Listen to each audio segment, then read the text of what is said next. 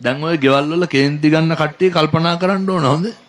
මහදයක් ඕනේ මාළුවකට පින්නකට ලුණු ටිකක් මදි වුණත් මිනිස්සු කේන්ති ගන්නවනේ.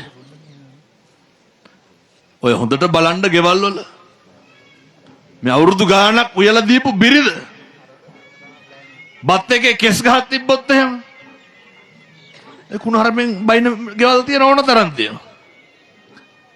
නිරන්තරයෙන් බලන්න ඕනේ අර විනාඩි 10ක් විතර අරගෙන මොකටද කේන්ති ගන්නෙ? කවුද මේ කල්පනා කරන්න ඕනේ? කේන්ති යන උදවිය. මොකක්ද කේන්ති ඇවිස්සීමෙන් මට අත් වෙන ප්‍රතිඵලය? මම අහුවා අර විදේශගත දායකයාගෙන්. කේන්ති ගත්තාම මොකක්ද ඇති වෙන ප්‍රතිඵලය කියලා. ඒ මිනිස්සයාටම කියවුණා හාමුදුරනේ ප්‍රියතමයෝ නැති වෙනවා කියලා. අපිට කේන්ති ඇවිස්සෙන්න නේ කේන්ති යනවා නම් කමක් නැහැ එනවනේ වෙන්නේ.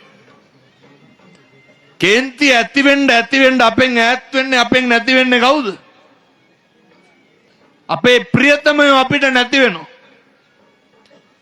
අපේ ප්‍රියතමයෝ අපි කරෙහි තියෙන ආදරය නැති වෙනවා ගෞරවය විතරක් ඉතුරු වෙනවා. එනිසා මතක තියාගන්න මිනිස්සෙකුට ජීවත් වෙන්න ගෞරවය විතරක් නෙමෙයි ආදරයක් තියෙන්න ඕනේ. ගෙවල් ගොඩක් දෙමව්පියොන්ට අම්මට තාත්තන්ට ආදරය කියන එක නැති වෙලා ගෞරවය විතරක් ඉතුරු වෙලා තියෙනවා. කේන්ති ඇතිවීම තුලින් වෙන්නේ අර මගේ කියන මගේ ආදරණීය මිනිස්සු ටික මට නැති වෙන එක. අපිට කවදාවත් කඩවල් දිහා නිකන් ඉන්නකොට කේන්ති යනවද? කේන්ති යන්නේ නැහැ. බස් එක යනකොට කේන්ති යනවද? අපි ගියත් ඒක පාලනය කරනවා. එහෙම නෙන්නේ. කවදාවත් ඔය නේ නිකන් පන්දන් මේ මළුවට ඇවිල්ලා ඉන්නවනේ. එහෙම ඉඳගෙන හිටියට කේන්ති යනවද නැන්නේ? ගෙදර ඉන්නකොට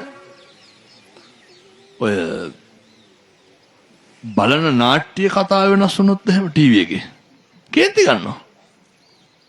එතකොට සද්ද වැඩි නම් කාගේ හරි ෆෝන් එකක මෙහෙදි සද්ද බද්ද තියෙනවා කේන්ති යනවා. මිනිස්සු ඇවිස්සෙන්නෙම අර අපේම කියන කට්ටියත් එක්ක විතරයි. ඒක හරි පාඩුයි අපිට. ඒක හරි බාල වැඩක්. පුරුදු වෙන්න. ප්‍රියතමයෝ ඉන්න තැන කවදාවත් කේන්ති ඇති කරගන්න එපා. ඉතුරු වෙන්නේ කලකිරීම විතරයි.